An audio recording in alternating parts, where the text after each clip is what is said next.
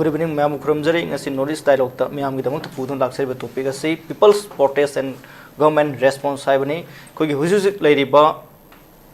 irang asida Manipur ki miyamna mafam kayada maira khongse chatpa wakat mifam phamba tongan ba DC singda thomjin ba government da memorandum bishin ba tongan jingba tongan ba protest ma'am tawri tuga government asu leiriba irang asiga haukiba 2023 gi May ahum dagi chathar khai irang asida lepa leitara tholiba hingsa gi thodok sing asida government asu tongan action ma'am lokali adubu kadai fawba lokali ba aduga miyamna kadai fawba penna wapenda wafum sing phongdoli bhaibu sing khana na buta ngasigi kuri studio de lengsin le bere miyamna thedok hinor sakhang ba panelist sing miyamna sakta pu tanja lojage ai khek na kan lengsin bere boza mingona panjarbada Oza SOTIN KUMAR, former secretary CPI, Oza Butaram Noksari, aduga ni shudu lengsin bere ba Oza NABAKISHORE, former chief secretary retired IAS Oza Butaram Noksari, aduga ahum shudu lengsin bere ba advocate Oza mingona panjarbada PUYAM TOMCHA Oza Butaram Noksari. Han bagi nak sening masih Oza SOTIN dah nak sege. Kau hujung Manipur gi oiri bafibam May 3rd 2023 lagi horror kiba sida miyam na pin da wafam kaya mo fong dorok pa duga government na tongan be action miyam lok liba punna yeng kan da kamai yeng be koi state si yam satiba mawong da lepaki territorial integrity da yam achauba singna ma sinamara morkanda koi singtam ani ge barakta tokhai ba pibham da lai besi hokiba me gi tarik ahum 2023 dagina moi matang satharak bana lai ba handa ki me gi tarik ahum dadi sahi ahum mapung phar ka dore oire PMC akhoi sum khara ingdhar kadra natragan state da yamintina law and order se maintain torkan miyang ki punsi da ingna tapna shanti we punsi da halak kadra haidana hana sum power lakibane adabu yam pibam si sum lusilak pa hene khudong thijalak pa adu loinana oire be film saida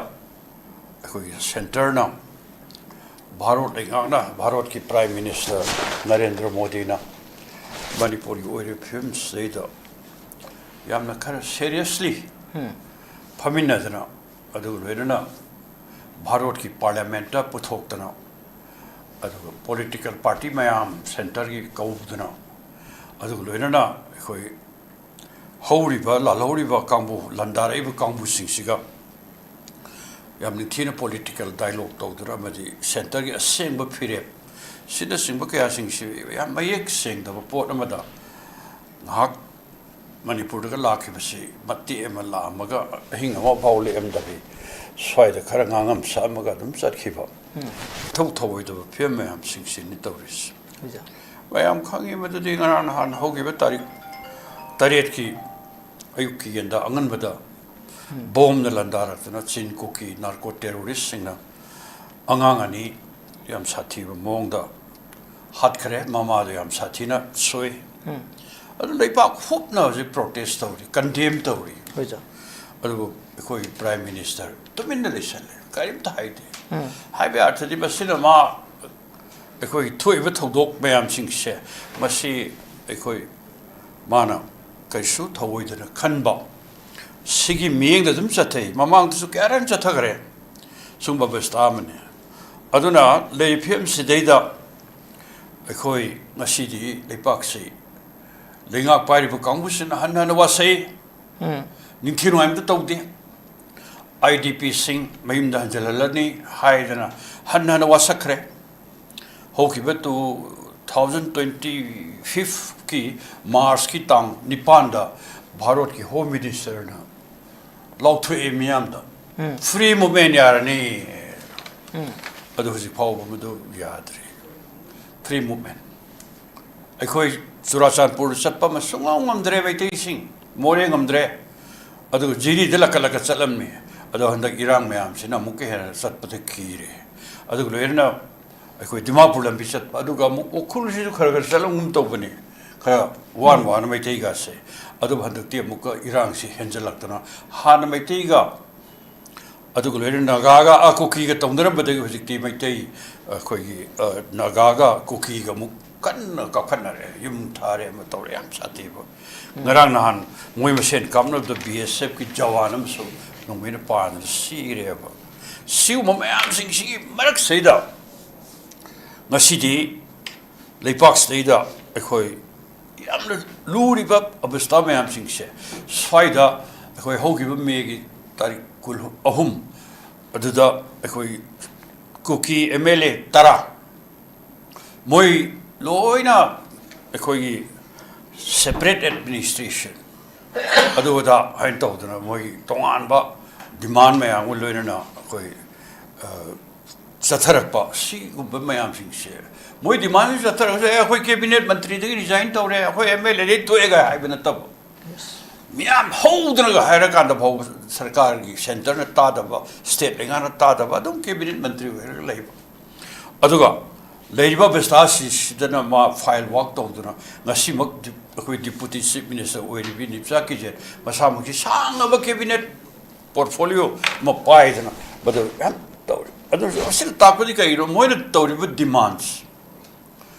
kuki gi ton ba separate administration to ki sagi ton ba adugumba ekoi union territory sinasing bagi dabi si pukhalak bagi manungda moi union territory semba moi homeland semba sisu bharat sarkar da su paisa kok tho ma thadai hai tribal area development fund gi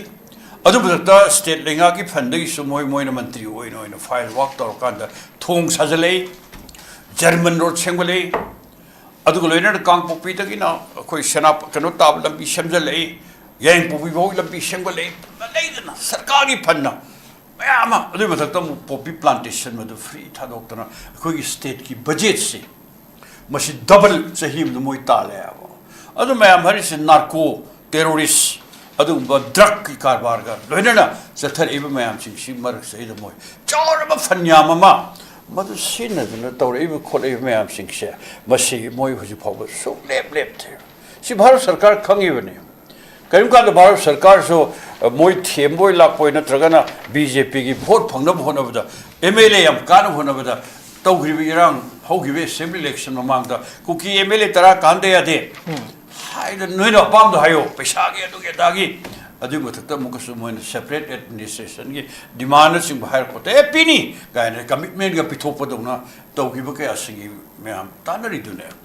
leibo besta ke sing se swaida ngasi de ekhoi hanagi sarkar madu lead toramba BJP ki hanagi sarkar madu lead torb seri biren lothokre anov sarkar amla Sri Khemsa na lead toba BJP ki lenga amla yam kuidri miam na sa toramba do yam sa chaun torome mangondo numit kharani si manungda ahom bakya la ne na sa am saun torom sarkar se gi han ba thabakti panchayat election khudak ta pangthokpa adu toba adagi free movement ya han ba kai do yam wasak ba mayam phaja phaja mayam tawe adu gati chatliba numit kharnis tha phadri kharni si manung thoi ba wathok na thok sidi ngasi di leipak si mai hona mairi marak da khoi satlaga le mairi marak famra khangho da na ekta sathari mayam sing se mayam phone badudi khoi honorable chief minister jiri chakani edna ma sami lami ma pura ga pai sat salure sapa matam da free moment yarani ai salure mayam sathok sin do piro ga haibe mong se da nungai ne salure adu ga de assam da BJP ki vote khombagi satpa madai da jiri da kai ke no khara hairam ba aduga man hala matung de thois man hala matung de ni huni marak tane ba hogi ba tarik ke angan ba yanda angan ba da anga ani ko bol la dal hat khris CM sathi ba mana traba jiri khong se to madugi indirect reaction ne lowe di chief minister ne jiri se lu se madugi indirect relation madudi karigi no kuki sing na ꯑꯩꯈꯣꯏꯅ ꯌꯥꯗꯕ ꯄꯥꯝꯗꯕ ꯊꯕꯛꯇꯣ ꯅꯣꯏꯅ ꯖꯤꯔꯤꯁꯦ ꯅꯝꯈꯥꯏꯗꯅ ꯇꯧꯔꯒꯗꯤ ꯑꯩꯈꯣꯏ ꯁꯤ ꯆꯠꯊꯔꯦꯅ ꯀꯞꯊꯔꯛꯄ ꯃꯥꯜꯂꯦꯕ ꯑꯅꯛꯄ ꯈꯟꯗꯦ ꯑꯅꯛꯄ ꯄ꯭ꯂꯥꯟ ꯃꯈꯟ ꯃꯈꯟ ꯃꯗꯨꯒꯤ ꯋꯥꯔꯤꯗꯨꯗꯤ ꯗꯔꯀꯥꯔ ꯂꯩꯇꯦ ꯌꯥꯝ ꯍꯥꯏꯖꯅꯕ ꯑꯗꯨ ꯃꯣꯏꯅ ꯇꯧꯕꯅꯦ ꯁꯤ ꯂꯣꯏ ꯈꯪꯉ ꯄꯣꯠ ꯑꯗꯨ ꯁꯤꯃ ꯂꯩꯔꯦ ꯑꯗꯒꯤꯗꯤ ꯅꯨꯃꯤꯠꯇꯨꯗ ꯀꯣ ꯅꯍꯥꯔꯣꯜ ꯃꯌꯥꯝ ꯈꯔ ꯏꯪꯅ ꯆꯤꯛꯅ ꯂꯩꯔꯕ ꯅꯍꯥꯔꯣꯜꯁꯤ ꯑꯩꯈꯣꯏ ꯁꯥꯎꯅꯔꯕ ꯅꯍꯥꯔꯣꯜ ꯂꯤꯁꯤꯡꯗ ꯊꯣꯝꯖꯤꯜꯂꯛꯇꯅ ꯀꯣ ꯃꯣꯏꯒꯤ CRPFꯀꯤ ꯑꯩꯈꯣꯏ ꯒꯦꯜꯃꯣꯟ ꯀꯦꯝ ꯃꯗꯩꯗ ꯅꯣꯏ ꯂꯩꯅ ꯀꯩꯒꯤꯅꯣ ꯑꯉꯥꯡ ꯑꯅꯤ ꯍꯥꯠꯍꯜꯂꯤꯕ ꯅꯣꯏ ꯂꯩꯅ ꯀꯩꯒꯤꯅꯣ ꯅꯨꯄꯤ ꯑꯃ ꯁꯥꯊꯤꯟ ꯁꯣꯛꯍꯜꯂꯤꯕ ꯍꯦꯛꯇ ꯊꯧꯅꯥ ꯂꯩꯅ ꯄꯥꯏꯁꯤꯜꯂꯒ ꯃꯣꯏꯒꯤ ꯃꯥꯌꯣꯛꯇ ꯊꯦꯡꯅꯔꯨꯕꯗ ꯀꯥꯞꯊꯣꯔꯛꯄ ꯅꯣꯡꯃꯩꯅ ꯄꯥꯜꯂꯒ ꯃꯤ 23 ꯁꯣꯛꯑꯦ ꯁꯥꯊꯤꯅ ꯁꯣꯛꯑꯦ ꯑꯗꯨꯒꯤ ꯃꯅꯨꯡꯗ ꯌꯥꯝ ꯊꯤꯅ ꯁꯣꯛꯄ ꯍꯣꯁꯄꯤꯇꯥꯜꯗ ꯄꯨꯈꯠꯂꯛꯄ ꯑꯗꯨꯒꯨꯝꯕ ꯃꯤ 12 ꯂꯩꯔꯦ ꯑꯗꯨꯒꯤ ꯃꯅꯨꯡꯗ ꯑꯃꯨꯛꯀꯁꯨ 3 ꯑꯃ ꯁꯤꯔꯦ ꯁꯤꯅꯦꯕ ꯊꯣꯛꯏꯁꯤ ꯑꯗꯣ ꯉꯁꯤ ꯑꯣꯏꯔꯤꯕ ꯐꯤꯕꯝꯁꯤꯗꯗꯤ ꯍꯧꯈꯤꯕ ꯇꯥꯔꯤꯛ 8ꯀꯤ ꯑꯌꯨꯛ ꯑꯉꯟꯕꯗꯒꯤ ꯊꯣꯛꯏꯕ ꯅꯨꯃꯤꯠꯇꯨꯗꯒꯤ ꯉꯁꯤ ꯐꯥꯎꯁꯦ ꯉꯁꯤ ꯇꯥꯡ 12ꯅꯤ 19 ꯑꯗꯣ ꯃꯤꯌꯥꯝꯁꯨ ꯍꯧꯖꯤꯛ ꯀꯗꯥꯏ ꯂꯩꯔꯦ ꯂꯣꯏꯅ ꯃꯤ ꯄꯨꯝꯅꯃꯛ ꯁ꯭ꯇ꯭ꯔꯤꯠꯇ ꯂꯩꯔꯦ ꯍꯧꯖꯤꯛꯇꯤ ꯂꯣꯏꯅ ꯀꯦꯟꯗꯜ ꯀꯠꯄ ꯔꯦꯂꯤ ꯆꯠꯄ ꯙꯔꯅꯥ ꯇꯧꯕ ꯃꯤ ꯈꯔ ꯑꯃꯁꯨ ꯒꯕꯔꯅꯔꯒꯤ ꯃꯅꯥꯛꯇ ꯂꯥꯛꯑꯒ ꯑꯉꯥꯡ ꯍꯥꯠꯄ ꯁꯤ ꯏꯟꯊꯤꯅ ꯑꯀꯟꯕ ꯑꯦꯛꯁꯟ ꯂꯧꯈꯠꯄꯤꯗꯦ ꯑꯗꯨ ꯇꯧꯗꯦ ꯍꯥꯏꯗꯅ ꯑꯩ ꯁꯤꯖꯔꯒꯦꯅ ꯁꯤꯔꯒꯦꯅ ꯊꯣꯛꯂꯛꯄ ꯃꯤꯐꯥꯎ ꯐꯥꯖꯤꯜꯂꯒ ꯊꯝꯕ ꯌꯥꯎꯔꯤꯑꯕ ꯁꯨꯝꯕ ꯕꯦꯁꯇꯥ ꯃꯌꯥꯝꯁꯤ ꯂꯩꯕꯥꯛꯁꯤ ꯉꯁꯤꯗꯤ ꯑꯉꯛꯄ ꯐꯅ ꯀꯥꯡ ꯆꯥꯏꯔꯦ ꯍꯥꯏꯕ ꯑꯔꯊꯗꯤ ꯂꯩꯕꯥꯛꯁꯤꯒꯤ ꯑꯅꯧꯕ ꯆꯤꯞ ꯃꯤꯅꯤꯁꯇꯔꯅ ꯑꯅꯧꯕ ꯑꯩꯈꯣꯏꯒꯤ BJPꯒꯤ ꯂꯩꯉꯥꯛꯁꯤꯅ ꯃꯤꯌꯥꯝꯒꯤ ꯑꯣꯏꯔꯤꯕ ꯐꯤꯕꯝ ꯃꯌꯥꯝꯁꯤꯡꯁꯦ ꯃꯁꯤ ꯀꯔꯤ ꯃꯈꯜꯒꯤ ꯁꯣꯂꯨꯁꯟ ꯑꯃ ꯄꯨꯔꯛꯅꯕ ꯍꯣꯠꯅꯗ꯭ꯔꯦꯕ ꯀꯔꯤꯝꯇ ꯂꯧꯊꯣꯛꯄ ꯉꯝꯗ꯭ꯔꯦꯕ ꯁꯨꯝꯕ ꯕꯦꯁꯇꯥꯁꯦ ꯃꯁꯤ ꯉꯁꯤ ꯃꯅꯤꯄꯨꯔꯒꯤ ꯑꯣꯏꯔꯤꯕ ꯌꯥꯝꯅ ꯂꯥꯏꯕꯛ ꯊꯤꯕ ꯊꯧꯗꯣꯛꯁꯦ ꯃꯁꯤꯗ ꯑꯩꯈꯣꯏ ꯀꯣ ꯂꯩꯉꯥꯛ ꯄꯥꯏꯔꯤꯕ ꯀꯥꯡꯕꯨꯁꯤ ꯑꯗꯨ ꯃꯊꯛꯇ ꯁꯦꯟꯇꯔ ꯁ꯭ꯇꯦꯠ ꯂꯩꯉꯥꯛ ꯑꯃꯗꯤ ꯁꯦꯟꯇꯔ ꯀꯩꯗꯧꯔꯤꯒꯦꯕ ꯃꯣꯏ ꯇꯁꯦꯡꯅ ꯍꯥꯏꯔꯒꯗꯤ ꯁꯥꯁꯣꯟꯁꯦ ꯀꯨꯏꯗ꯭ꯔꯦ ꯅꯣꯡ ꯅꯤꯗ ꯉꯥꯏꯔꯤ ꯑꯗꯨꯕꯨ ꯃꯤꯌꯥꯝ ꯑꯃꯅ ꯍꯧꯔꯛꯑꯗꯤ ꯂꯥꯎꯔꯤ ꯈꯣꯜꯂꯥꯎꯗꯣ ꯆꯤꯞ ꯃꯤꯅꯤꯁꯇꯔ ꯐꯝ ꯊꯥꯗꯣꯛꯑꯣ ꯁꯔꯀꯥꯔ ꯂꯩꯕ ꯑꯥꯔꯊ ꯊꯣꯛꯇ꯭ꯔꯦ ꯍꯥꯏꯐꯝ ꯊꯣꯛꯇꯅ ꯍꯥꯏꯔꯛꯑꯕꯅꯤꯅꯁꯦ ꯑꯗꯣ ꯁꯔꯀꯥꯔꯁꯨ ꯐꯝ ꯊꯥꯗꯣꯛꯇꯦ ꯑꯗꯨꯒ ꯂꯣꯏꯅꯅ ꯉꯁꯤꯗꯤ ꯀꯣ ꯆꯞ ꯆꯥꯅ ꯑꯩꯈꯣꯏ ꯁꯤ ꯇꯧꯅꯤ ꯍꯧꯖꯤꯛꯐꯥꯎꯗ ꯇꯁꯦꯡꯅ ꯃꯤ ꯑꯃꯅꯤ ꯀꯩꯅꯣꯒꯤ ꯗ꯭ꯔꯒ ꯄꯨꯔꯒ ꯆꯠꯄ ꯍꯥꯏꯒꯗ꯭ꯔꯥ ꯃꯐꯝ ꯀꯣ ꯅꯥꯔꯀꯣꯇꯤꯛ ꯀꯩꯅꯣ ꯃꯌꯥꯝꯁꯤ ꯁꯤ ꯐꯥꯏ ꯆꯨꯝꯃꯕ ꯆꯨꯝꯗꯕ ꯑꯗꯨꯁꯨ ꯃꯌꯦꯛ ꯁꯦꯡꯗꯕꯤ ꯅꯠꯇ꯭ꯔꯒ ꯃꯌꯥꯝꯗ ꯗ꯭ꯔꯃꯥ ꯇꯧꯔꯤꯕ꯭ꯔꯥ ꯃꯔꯥꯡ ꯈꯪꯗꯕꯤ ꯑꯗꯨꯒ ꯀꯣ ꯁꯤ ꯅꯨꯃꯤꯠ ꯈꯔꯅꯤ ꯁꯤ ꯃꯅꯨꯡꯗ ꯇꯞ ꯐꯥꯗꯅ ꯃꯤ ꯍꯜꯂꯛꯄ ꯀꯥꯡꯕꯨꯁꯤꯡꯗꯨ ꯃꯗꯨ ꯑꯀꯟꯕ ꯑꯦꯛꯁꯟ ꯂꯧꯕꯁꯤ ꯉꯝꯗꯦꯕ ꯄꯤꯛꯈ꯭ꯔꯕ ꯃꯅꯤꯄꯨꯔꯁꯤ ꯃꯅꯨꯡꯗ ꯈꯪꯅ ꯌꯦꯡ ꯂꯩꯊꯣꯛꯏꯕ꯭ꯔꯥ ꯃꯌꯥꯝꯒ ꯅꯨꯃꯤꯠ 2-3 ꯇꯧꯔ ꯃꯔꯥꯏ ꯐꯖꯈꯤꯅꯤ ꯏꯪꯊꯈꯤꯅꯤꯅ ꯈꯟꯗꯣꯛꯇꯨꯅ ꯂꯩꯔꯕ꯭ꯔꯥ ꯅꯠꯇ꯭ꯔꯒꯅ ꯑꯩꯈꯣꯏ ꯀꯔꯤꯝ ꯇꯧꯕ ꯉꯝꯗ꯭ꯔꯦ ꯍꯥꯏꯅ ꯃꯣꯏ ꯄꯨꯔꯥ ꯈꯨꯠ ꯀꯩꯅꯣ ꯇꯧꯔꯕꯖꯥꯠꯂꯥ ꯁꯤꯅꯆꯤꯡꯕ ꯀꯌꯥꯁꯤꯡꯁꯦ ꯃꯁꯤ ꯑꯩꯈꯣꯏ ꯂꯩꯕꯥꯛꯁꯤꯗꯩꯗ ꯁꯔꯀꯥꯔ ꯂꯩꯕ ꯑꯥꯔꯊ ꯀꯩ ꯊꯣꯛꯏ ꯁꯔꯀꯥꯔ ꯂꯩꯕ ꯑꯥꯔꯊ ꯊꯣꯛꯇ꯭ꯔꯦ ꯑꯗꯨꯒ ꯂꯣꯏꯅꯅ ꯉꯁꯤꯗꯤ ꯃꯤꯌꯥꯝꯒꯤ ꯏꯍꯧꯁꯦ ꯄꯥꯛ ꯅꯦꯝꯊꯒꯗꯧ ꯃꯥꯟꯗꯦ ꯃꯔꯝꯗꯤ ꯂꯩꯕꯥꯛꯁꯤꯗꯩꯗ ꯄꯦꯟꯗꯕ ꯑꯗꯨꯒ ꯂꯣꯏꯅꯅ ꯑꯩꯈꯣꯏꯒꯤ ꯂꯩꯕꯥꯛꯁꯤꯗꯩꯗ ꯍꯧꯔꯤꯕ ꯏꯍꯧ ꯃꯌꯥꯝꯁꯤꯡꯁꯦ ꯂꯩꯕꯥꯛꯁꯤ ꯃꯆꯦꯠ ꯇꯥꯕ ꯃꯗꯨꯒꯤ ꯈꯨꯗꯣꯡꯊꯤꯅꯤꯡꯉꯥꯏ ꯑꯣꯏꯕ ꯕꯦꯁꯇꯥ ꯃꯌꯥꯝ ꯁꯤ ꯅꯣꯡꯃ ꯁꯨꯝ ꯍꯦꯟꯖꯜꯂꯛꯄꯅꯤꯅ ꯀꯣ ꯃꯗꯨꯗ ꯑꯩꯈꯣꯏ ꯂꯩꯕꯥꯛꯀꯤ ꯑꯣꯏꯔꯤꯕ ꯐꯤꯕꯝꯁꯤꯡꯁꯦ ꯅꯦꯝꯊꯒꯗꯧ ꯃꯥꯟꯗꯦ ꯍꯦꯟꯅ ꯃꯩ ꯆꯥꯈꯠꯂꯛꯀꯅꯤ ꯍꯦꯟꯅ ꯂꯩꯕꯥꯛ ꯀꯥꯏꯔꯛꯅꯕꯒꯤ ꯈꯨꯗꯣꯡꯊꯤꯅꯤꯡꯉꯥꯏ ꯂꯥꯛꯄ ꯃꯇꯝꯗ ꯃꯅꯤꯄꯨꯔꯁꯦ ꯃꯁꯤꯒꯤ ꯃꯤꯌꯥꯝꯅ ꯑꯩꯈꯣꯏ ꯄ꯭ꯔꯖꯥ ꯃꯤꯌꯥꯝ ꯄꯨꯝꯅꯃꯛ ꯍꯧꯗꯨꯅ ꯑꯄꯨꯟꯕꯒꯤ ꯁꯛꯇꯝ ꯉꯥꯛꯅꯕ Manipur ꯀꯟꯅꯅꯕꯒꯤ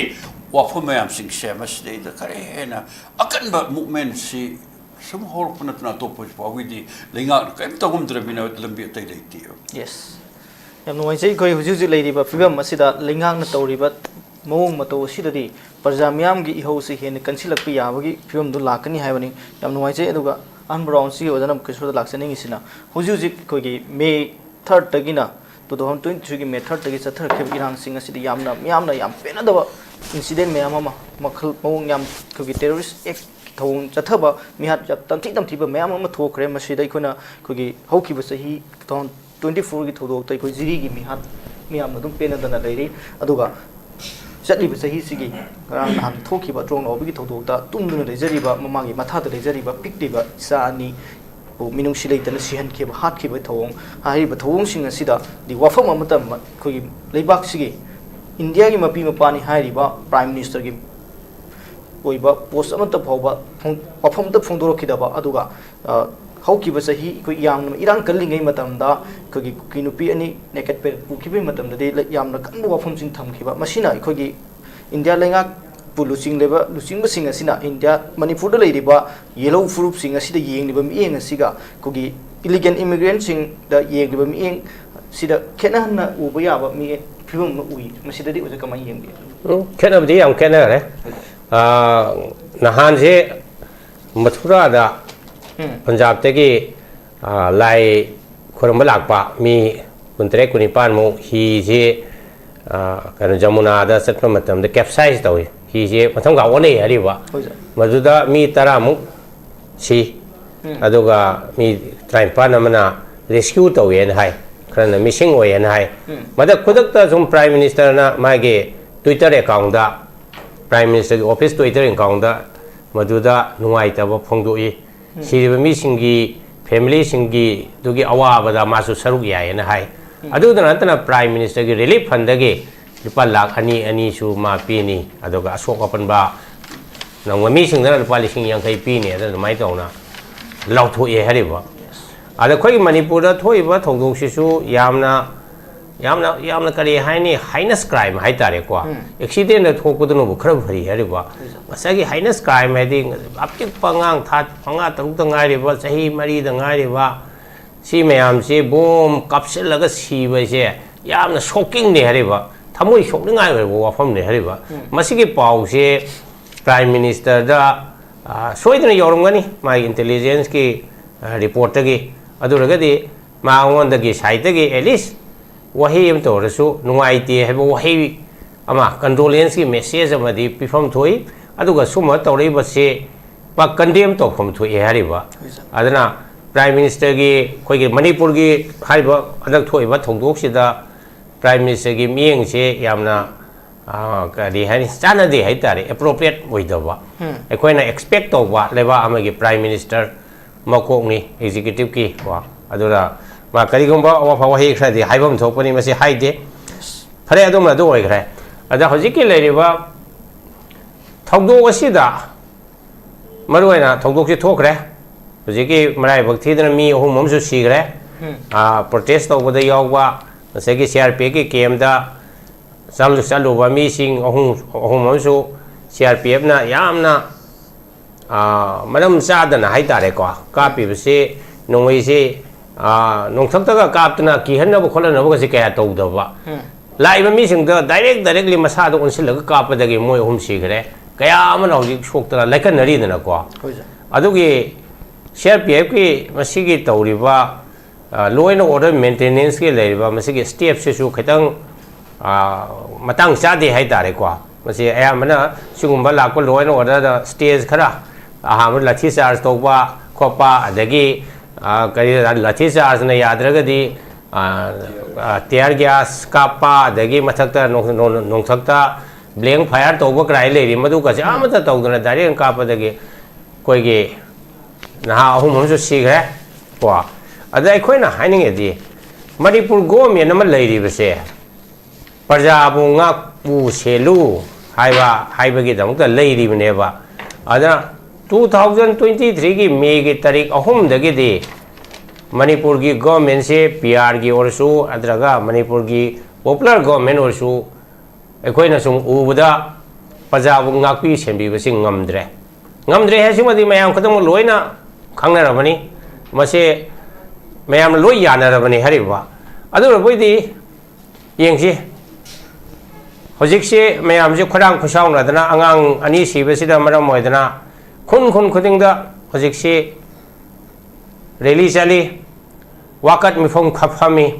ngasi moksu Bishnupur district की लोयालम हाइदि मागी ममांग बिष्णुपुर डिस्ट्रिक्ट हेडक्वार्टर की ममांग द लेबा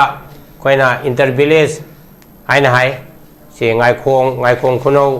ngaikong सिफाइ तौबुल खोजुमान क्वा सिफाइ नाचौ खापोसंगम सिदगी मी लिसिंग कया थोकदना ngasi से प्रोसेसन चली मजर चलीबा सिदा पीरिबा मेसेज दी एखोय पीस पामी कुकी सिंगना अखोई अंगांग हाटपदो अदुगी मटिक चाबा सेरा फंगलु हाइबन सिंगमा कया हाइदना लाउदना अदुमाइ तौना तौरी अदुना मरम मोइदना हजिकसे कर्फ्यू सु मतम खरा सुम लेरी इंटरनेट सु शट डाउन तौरे अदुना सिगी थोलेबा थौदोक से कनो से दा मसिदा चानाबा एप्रोप्रिएट रेस्पॉन्स अमा मणिपुर गवर्नमेंट दगी लाको से कोई थेंगना दे होम मिनिस्टर ना हाइरप पनबगु त्रोंगलाव बिदा चपदा होम मिनिस्टर ना सिक्योरिटी फोर्स तो स्टेट की फोर्स ना अखोई महु सिंगने मदो मफम कया द सिनबंग ngodurino थंगै सिंगै दि मदो सिनदबिदा सीआरपीएफ हाइबसे ऑपरेशनली दि अखोई डीजीपी की मखा द लेबने हरिबा डीजीपी ना सीआरपीएफ के कमांडेंट सीआरपीएफ के डीआईजी आईजी दा ऑर्डर पीरगा थबक तो हुनबे याय हरिबा अदर मदुदा लेरिबा मीरुगी सीआरपीएफ के मीसिंग आर्मी के मीसिंग दुना थबक तरुक्त्रबा मतम सेदा अखोइना स्टेट गवर्नमेंट ना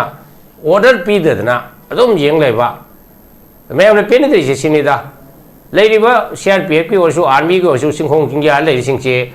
कुकी की लालौबो सिंगसे ngang मोइना लेगरे अखोइ की मैतै की प्रजा सिंगसे दि ngakpidre सिनि हरिबा अदम point मखोइना cookie सिंगने any time अखोइ Meitei सिंगदे attack तौगे हैना तौबगे कुमकपदा खोगे थिंगबसे अमत यावगिद्रे खोइ मैतै ने कारुरगा नोमै द कपसेलकवा से खुदम मोना हैबदा सही अनि की ममांगदा आइगे लेबा आइ लेजरिम थुगोंगी खा खुनौसिदा लबुक्ता लौजा लेबा इसिंग वाटर सप्लाई तौना लेबा मखोइ मरी से मथक्ता आर्मी की केम लेना कुकिजिंग लिसिलागा नोमै काप मोइ मरी सिरिमनि अदुना ताकपदि हारिबा आर्मी सिंगसे आर्मी की पर्सनल सीआरपीएफ की पर्सनल मखोइना तौरिबा थबकसे अखोइ मैतै बु ngakpagi नत्रे कुकी की लालहौबा नोमै पाइबसिंगु ngakpani हाइबगे वफम जे मयाम प्रजा खुदिंगमना लोइना खनरे हरिबा अदु सुमाय सुम तौले हंगदरा मणिपुर की होम मिनिस्टर अरे होइते यूनिफाइड कमांड की चेयरमैन सु ओइरे ये ऑनरेबल चीफ मिनिस्टर से तारिख 9 दा ऑर्डर मा थोए ना खबर दा यावे अदु रोबोइदि अदुम येंग लेगदरा हरबा होजिकि तारीख 3 ता अंगांग सिंगसिबु बोम थाददना हातोइबा मिसिंगदो तानरगा फाबा यादराबा चिंग द लॉर्ड केरा तम द लॉर्ड केरा स्टेट की मिशनरी स्टेट की फोर्स है प्लस सेंट्रल की फोर्स का combine force तौरगा मदो crack down तौगदबने Hariba अदु मिलिटरी क्रैक डाउन तौनी अदुगी नुमितु दे अखोइसु सजरुई हेलीकॉप्टर खरा पाइबा खोपो उनै अरे हेलीकॉप्टर तो पा कनो तौरगा हेलीकॉप्टर मंगा तरा थादरगा हारिबा मीसिंगसे ट्रेकिंग तौबुसु याइना मदुसु उदे अदु हेलीकॉप्टर पाइबसु चिंग द पाइबना ते कोइ तंपा की ममे लबुक लमांग स्वाइ जुम पाइबा अदुना स्टेट गवर्नमेंट से स्माइना फेल होरकपसे द पेन दबदी याम लेरे अदा स्टेट गवर्नमेंट से आइनो हाइनिंगबदी नोइना करि मथबक से लेबाक सिंगा अरोय हरबा nga कुसु हैत्रबा थबक तौरो हेदि नोइ रिजाइन तौरो पीआर थमो अदुगा फ्रेश इलेक्शन तौरगा मदुदा लेबाक ngakpa हाइबा मीदो लेबाक पोंग तो पुहलो नत्रगदि लेबाक ngakpa हाइबसि याम अरुबो थबक ने हरिबा लेबाक ngakpa से अरुबो थबक ने लेबाक ngakpa एक्सपीरियंस लेतबा मीना लेबाक ngakpa हाइबसे कछु ओइरोय हाइदि अदे अतोप मने अखोइ सुम उबदा खोइ लेबाक ngai ta ngai me तौरिसे पूरा फ्री होय ngakते हरिबा दिल्ली दा हंगा दो ngakpa लेबाक ngakpa इन तौबा दिल्ली दा हंगा दि दिल्ली दि मखोइ एजेंडा आम लेबनिना ए सि तौनु सि तौ अदु अदा हाइना केनो तौ लेरे अदु मोइगी कॉन्स्टिट्यूशन ने पिजरिबा राइट तो सिजनरगा फ्री होइना दिल्ली दा हंगदबिरा थबको तौबियोबा दिल्ली दा हंगागा तौरगा दि जो यारोयबा दिल्ली कीदना दुम लेबा ngaगदि पैमैतै प्रजादि लुसलपका ताबनि अदुना आइना अमरोमदा मिनिस्टर ओइबा सिंगसिदा नतना इलेक्टेड मेंबर्स एमएलए सिंगसे मखोइगे दि मोरल रेस्पोंसिबिलिटी लेत्रबरा मखोइसु सुम जेंग लेगदरा लेबाक से उट हौदोरे मै जाए अखोइ एमएलए नि अखोइ इथौदि नतेना हाइदना अदुम जेंग लेगदरा अदु रोइदे अहोंगम पोरक शेरगदि मोइसु करिगुम थावन दि तौबि याइदना मास रेजिग्नेशन तौबरा नत्रगा मखोइ मयाम पुनसिलगा डिमांड अमा तौबि मोंगसु उदे mai mai gi khudong chana ba minister da chief minister da napsil laga thika phangna ba thabak hapagi wano manwai na ba mai tong MLA sing su loi le re ari ba MLA sing su both especially ruling party da le ba MLA sing ji ma khoi responsibility ji khoi lei hai na khoi log ga ne ari ba opposition ki MLA budi ma khoi jo responsibility leite hai bidi aroi adu ma khoi responsibility sina khara han thai ari ba ruling da le ba MLA chief minister yaroga Yankai Mari se, Mokari Dole Geheriva. Yankai Mari se Mojo Koi boy somebody Tahan Batab Nidana. A quite similar to she. She told Draga de Quay, BGB to Shibo Harsu, a quite Sarkar say, resigned to Shibo Harsu. I don't know some young level, some young level, I could be some Halan Bahuzik say, Drong out with the toy, but TOKCHOM say, Gat Torok Pasuyari, Harivaka. I don't know, heck me among things, Shiraga Kojo, no I Tabnina. Imai ben sing mayam Manipur Praja mayam se he mi kap thu e kari gum ma se loi khram matung da di he kaw gum to he ba praja sing su aduna heng bot lak matam da di Manipur gi praja sing su hai di machum cha bai na ko hem le dana ko khaja ko ji oi thak khaji tang phang ba da sigi nupa sina ai khoi gi leba gi leader oi ra ga di ma se leba nga ko heini na tra ga hairoi ha bai wakhan se khan de hari ba ai thika machine phangba ai isha gi thaba happy ba ai gi transfer to bi ba smai to na selfish oi ba adugumba wakhal na dominate to ba sisu koi gi voter sing da koi udab na te aduna wakhal se laibak to bo wakhal se na mangoi na raga ai isha gi ojab se khar sacrifice to go matam su oi re ai koi na heng voter ko matam da karamba mi bu karamba party bo ai koi na thagalaga Manipur gi interest ta Manipur bo ngang sen ba Manipur gi integrity Hoji kuki separatist na kano to se mase yaro yana thar ka ka da bani mo ko ngarang nang da Burma de la ga ikoi lamnek to piu hai ya bre ju bo ai suppose India masa mayam China masa mayam Chinese masa mayam America le dana ado India masa lak da le ni lak kun kun thra le ni chalaga America da mo ko separate administration ka su tan de Chinese ki population ju mayam le ni ada kuki jing mo ke ki henman ngare hari ba ngarang dan handa lak pa mo khoi mayam sin mo separate administration ka tal je masi yaro ye se bharat sarkar na ju khajik tang masi understand to khom tho e yaro ye se directly hai phom tho e ado ga sai ge a phom na thamba gi mo ma to go se thamaga di ado masi ge kari hai ni demand se sum lai ni masi demand se once and for all masi yadi na thabar ka kadam ni na khoi ge development gi dang ta to go ya ba do khoi to ge ado ga separate administration is non-negotiable ledna Bharat Sarkar na mayek singna haifam thokpani masi tawdraga di makhoi singche sum kari hani phangani hai wakhal da dumai tawna demand taw lei ana dumai da aham round se ai hajage yam noi jai ju lady PUYAM sida center lenga ki chap chap firiat tum yam da khangan bam thoi ha doni han brown si gi oza tumcha da laksani ngi sina ko ju ji tu liba ngasi thamjari ba topic si gesu ko gi related oina ko gi leibak si gi ko gi state si gi home minister ori ba gomda kon to jona phong do ki ba ko gi central forcing jingthak lom da ka hong do khraga state forcing na ka han na ba sem honari ha wa phong do aduga si ga family le na ba ko state si gi sem ori ba Kamchana Fundo Kibata, IRB Tambade Raibani, Nusinaba, Tazanaba, Puroknaba, Hana Hona Motota, Wapun Fundo Kelta. I because state scheme of Pimpa or any Fundo of Samayin, because you resistance. You see, Mokoina Pundu, you see, Hoi Mokoki Sutonamba, Wakalam and Delay Rangani. Adubo Koina Suyam Hena Kuting and Bayata Bama Su Lay. Government tabakta aduga aikoi mapanda leiba aikoina comment piba yabaki mafam chu lei adum leibidi lei tasengna hoji IRB more da IRB thambai matang da hairibasi IRB thamade araibani nungsinaba thajanaba purukbana puraknaba hana honaba mathau ta ai je road map am pame si kaktang haibana di yaro prajada langjanbadi yaro Government gi mathau ni mafum chana security deploy to ba habase security deploy to boga mi nungsina ba nataga nungsina da ba habase kari mari leinage masi lenga nga seng lokum to lenga sibu club amagi mawong da chalai bi ap sidi mana pamina natra mana pamina ina haiba potu bo aduna lebak ngak pa yab rule of law habase kari rule of law hai bse si mokoi si class lo ma thok ta hoje akhoi gi judge sing bo yaung na yam to into in refresher course sat le leba ki khwai de gi acho bo pham pai bi ri ba ain se bi ba kangbu se ain ka maina sem de ge leba ki le ri ba ain ji kari no da ngasi bok to moi refresher course sat pro hoje police do mai de matam matung in thari na anobo lo lai maduda moi refresher course dum thai cyber law lai matamai thai hoje ki lai ri ba pot se mokoi ji sat pra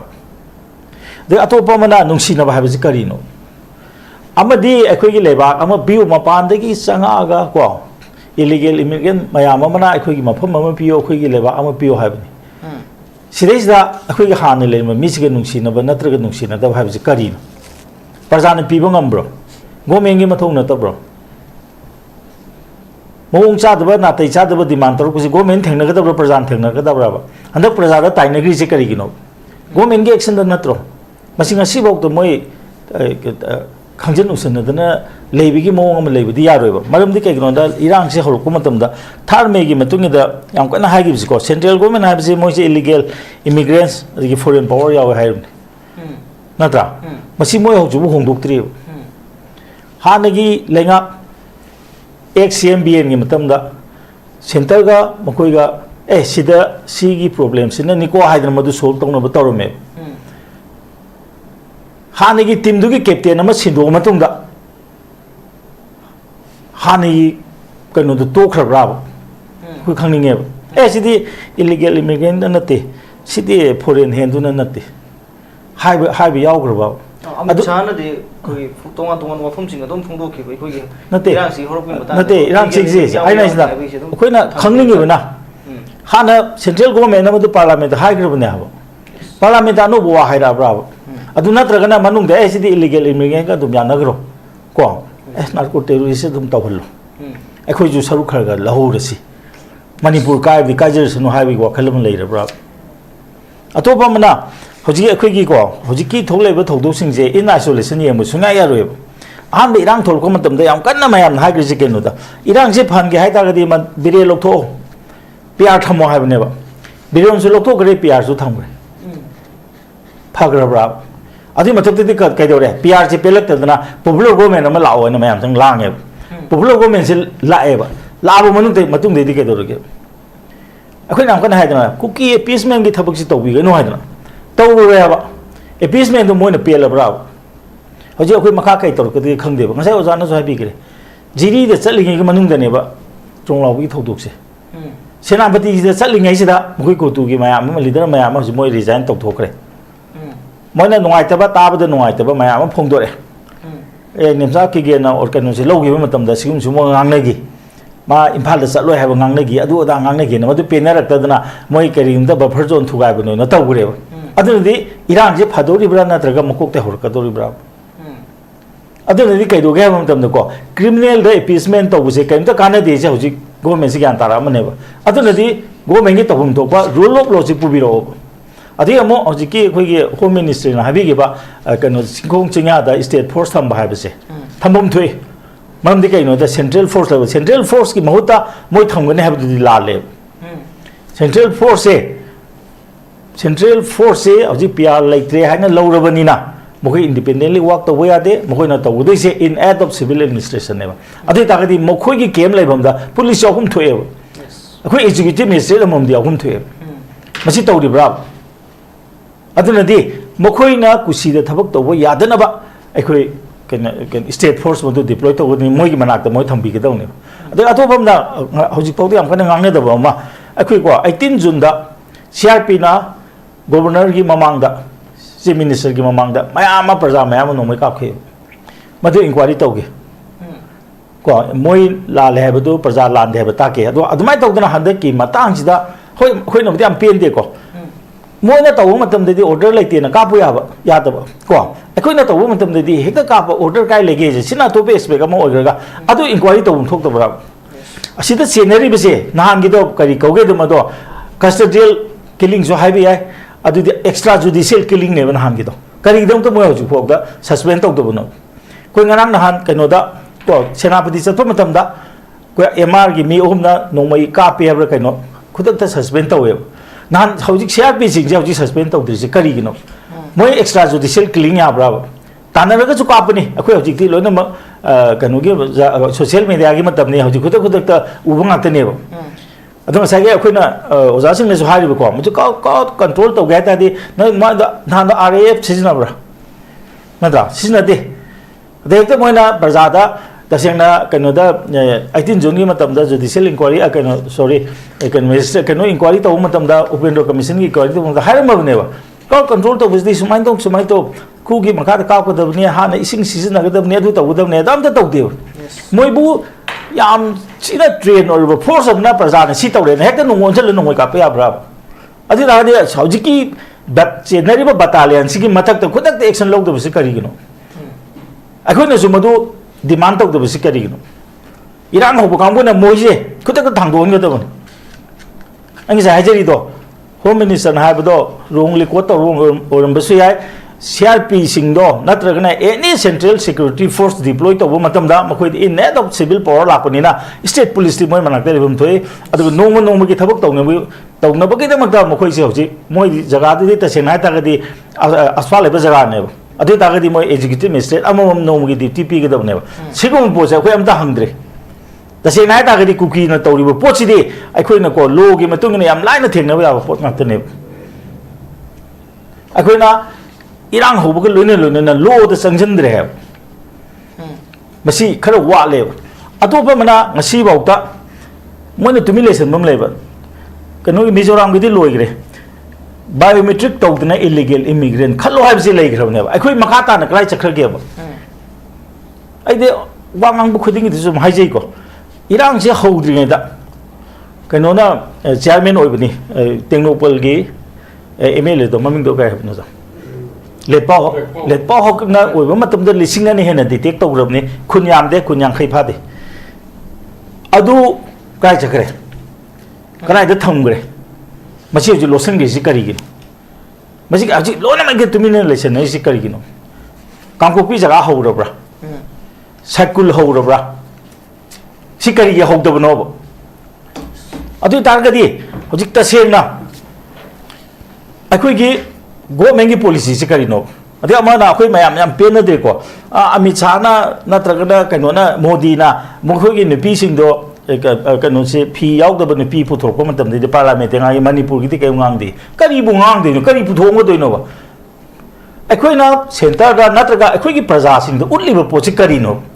हानगी government के मतम दा मणिपुर की problem से सिनी को हाइदना पदि problem दो थेंगना होनरिगेदा मदुगी नुपादु लौथो हाइबदी अदुगी problem दो लाले हाइबने ओन तैना सोमदा लाए होजि करी रिएक्शन नो अखोइना पीदोरी आगे हाइनिंग इजे करिनो होजि याम सबना हाइबदा सुगी कांगुदिगी नोंमै लौथोकपा हाइबजे मोय एग्रीमेंट ते यावरबनी अल्टीमेटम जु पीग्रबनी ngasi bawta करिगी लौथोकतगे सी कनामतना वांगांगदि अदुगी महता सुगी पैसा पियोये इन टर्म्स ऑफ करोड़ दनी अदे तागदि कुकी की पॉपुलेशन क्या नो मोइद पीरिबो पैसा जी कया नो हाबो खंगनिंगे अब अदु तागदि लेबाक थुगाइनबा ग्रुप सिदा सम स्पॉन्सर तौरगा तौरिबसि करिनो मणिपुर थुगाइबसि इंडिया थुगाइबा नतब्राबा हौजि दिल्ली दे चलुने दिल्ली की जगह अमन कुकी ने पियो हाइरोने मोइ पीगद्राबा हौजि आसाम दा दिमासा की मफम द मखोय हौजि कनो मोइ मफम पीरेने कुकी सिंगे एरिया दो लौथोकनाग्रे को यानाबो पुरख्रे कुकी लेना द सेमुरो ना दुदे आसाम द थारागे मोइ यागद्राबा सिगुम्बा को ताबा नुंगाइतबा अखोइ तुमिन्ना लेजरम अखोइसु को अखोइगी थमोय द मई सुबदोंग तौबा मा सुम तौखलैसि करिगिनो अत सिदैसा हौजिकी लाइब लेंगाक्से असिना हाइबियोबा हाना एक्स मिनिस्टर की बियरनी मतम द हाइरम इलीगल इमिग्रेंट तो लाले रिजर्व फॉरेस्ट की वाफम दो लाले को अदिगी फॉरेन हैंड दो लाले हायोबो थबो मैते संगसलो करी अखोइ दो उटनिंग इसे करिनो अदु अखोइ मसे नुक्सिनो हाबिसदि करिनो अमदुदि येंगो ngarang mo mane ko manipur ga wagi makhutegi ningkha tambagi iningtho narsingi ge खुबम द लेकत करे हजे अवाना लान तारे नत्रो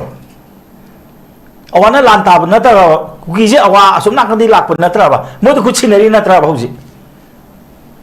ngarang kat khirben leidu go hojik tawriba thabak siga kari janari ge haba ekoi kamana khango haibu no ba sidaisda manipur gi chongthok pe political party da ekoi leba ekoi manipur je kan ge haidana am ta voice am ta pidri sikari gi no aduga as vote aphaba candidate khaloi kari aphaba candidate nu tholok du sibo aphaba party piu ne candidate matanda man thokchar kani ekoi manipur je kan ge haiba party am da ngasi chongthok pi ro ba am ta ta de ba लेबा कन बेसिबु CSO गी नत्रगा लेकाई लेकाई की प्रजा the सिनरबो मतलब अमदे दि निथौना कसागा को मनिंग the C मनिंग loam the सी हका the मयामना को हिराचंद्र गी मखा द लेबाक च कन गी अदमाने कल्लु हाइब्रा अदु नत्रगा लोइ चेंदी रो अम द लेबि नु साइड थोकु माइ लाचन लेगुम जु तो को अखोइ मत त सुम थबक सु तो गुम तो प्रजा द उतनिंग बा मेसेज से करीनो आई साइड तो सोमदना नर्सिंग द लेकल इकाई नै दि सोना कना अवादे इ लाप इलीगल इमिग्रेंट मयाम द लेबाक से सिनरे छिदि का दोक देबा अदुना मोना तौरी दो ngana thogai gre kotuna nawa lok de haigre ba akhoi adu jumung to moi resign to gre kotu resign to gum thok pro akhoi anoba mantri lae anoba chief minister lae akhoi nungsin na lai re chebi message mo moi pi ga do na tro अदुगी मतकता अखोइदा attack तौर मदिगी तंखुल Isini now सिने attack तौब होरे लेंगमई नगाद attack तौब होरे करी वाली गेब मसी असुयामना मतिक मथौना लेना थबक तौब ngममिसि करिगिनो हबो असि मोय मतुंग दे बेकिंग लेना ताइ नत्रो यस अदु तारगेदी अखोइगी मीना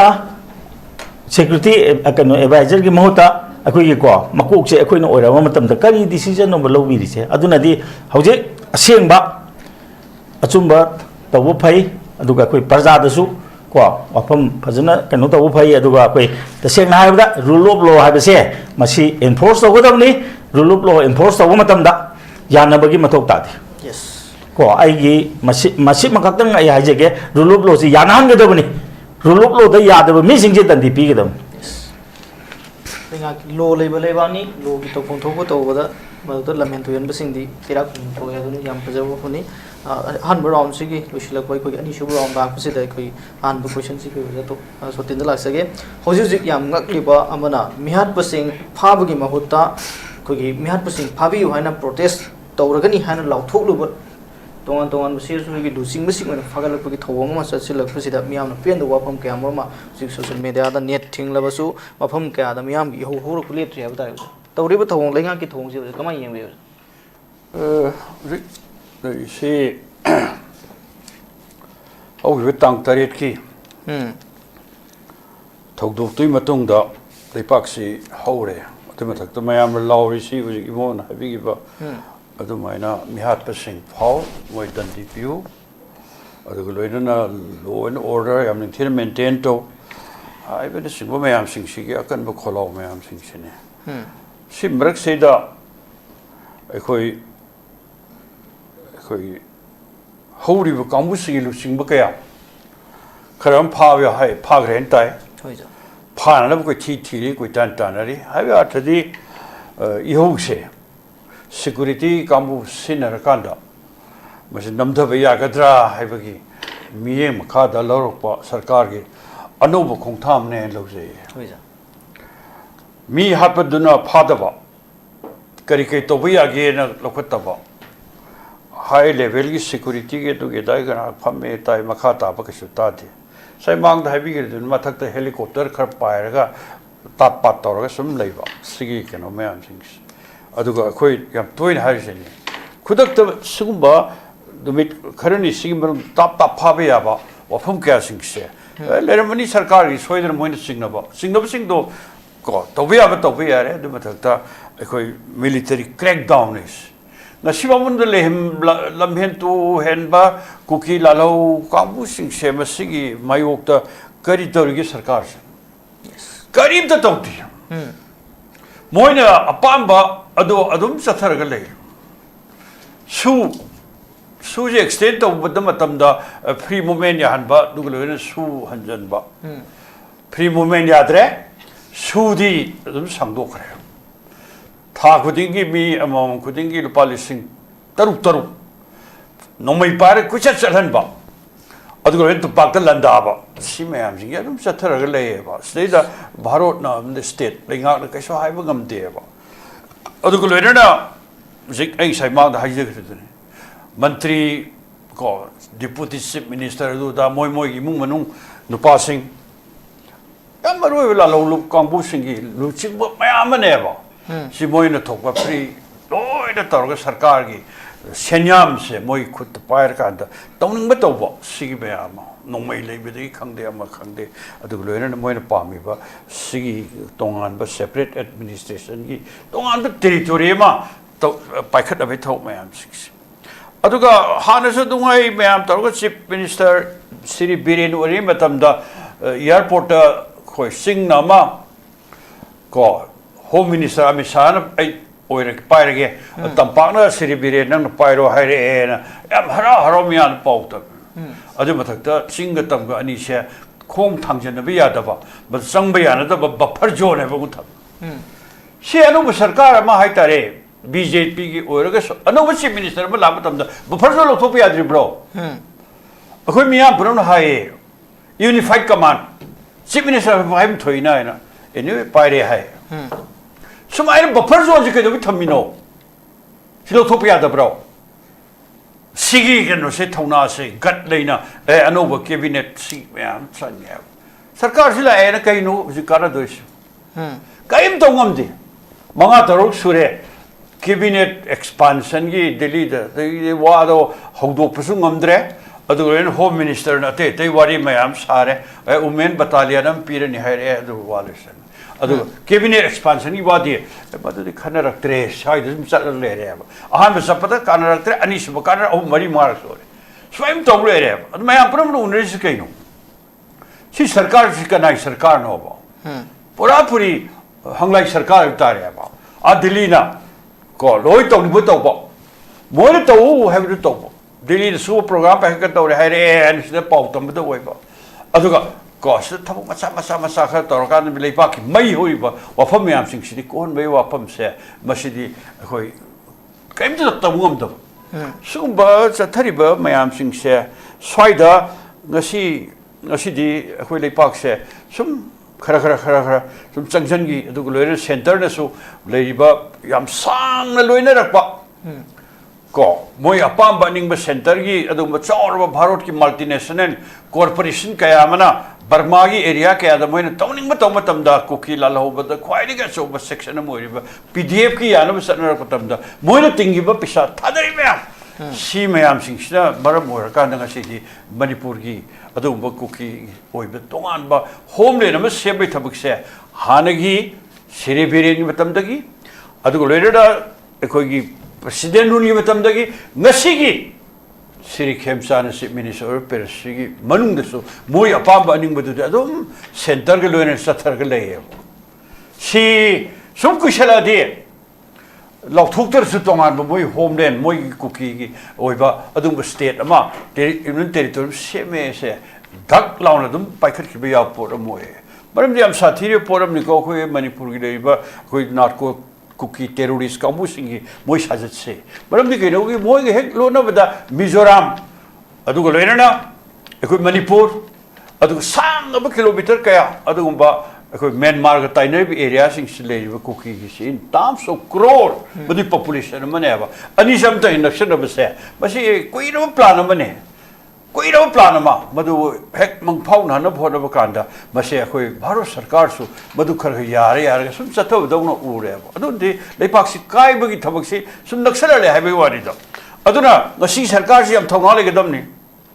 स्टेट सिग सरकार मोइगदम मणिपुर मियाम के खन सरकार मोइगदम सेंटर ना पाम बनिंग बदु सुम थबक तो ओनथोक न बगी लेबा बदु सरकार दि लेपा काइन सरकार ने दोरिबा अवस्था से स्वाइदग से कोई खरी हेन खबम चंगे मोइ उरि मियाम जई हन्न नफम साइ जगरे भारो लेगान उरि से तंपाकी नारो लालो बकामु सिंग से बसी तखाइन बा masi takai na ba madu kita makta sin kuki narco terrorist kambu mapane lakpa adu manu susana ibu kambu singa loktuna rakanda madu ki sathar pa hogi me tarik hum dagi tarik pa adu landa se si moi bharo sarkar di sab sana si koi sab moi center na to ya bathabak madu moi punna koi sangmina rakanda manipur ki tampa ki lal ho kau si pura puri suppress toroni hai bisi power ka da sathar airport amane aba adar moi taroi manipur miyang awa khudong thiba kaim taroi dari patam si bharo sarkar se yamna mana kan sarkar yamna mana kan sarkar aduna moi apam bedo aning bedo sum implement toge na sum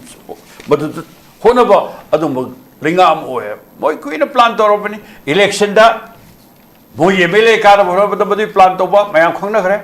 adu loina matham akoi state da kan kaya gi mateng kaya pira da ngasi akoi station loire dana akoi environment loire mapani la kamu sing moi le ham khundali tabam sematam da akoi forest reserve forest puna ma yum chohum lishinda moi mayum sajan ta khai loire yes adugo le drug mayam thajameda sigi akoi forest ki area mayam mangre around 40% of the forest land si moina loina mangan garabane adno je akoi environment se yam sathina sokpa pyom mayam je akoi mayok ba na sungi pote asi kambu sing saduna aina thamjaningi di asi akoi yam thina long term program tangai phadisa long term program sisu nga ki ma sape yaro aduna na jo chief minister gi de unamatam haijaram amkan haijaram political party khara kawr ka da khoi asi phami se sina yaroi dei pak se le to political party mayam loina pulga ko biyo CSO mayam ko biyo intellectual mayam yon biyo lei pak manipur ori film si kai to si se phajana ko ekoi CPI ngakter su yaroi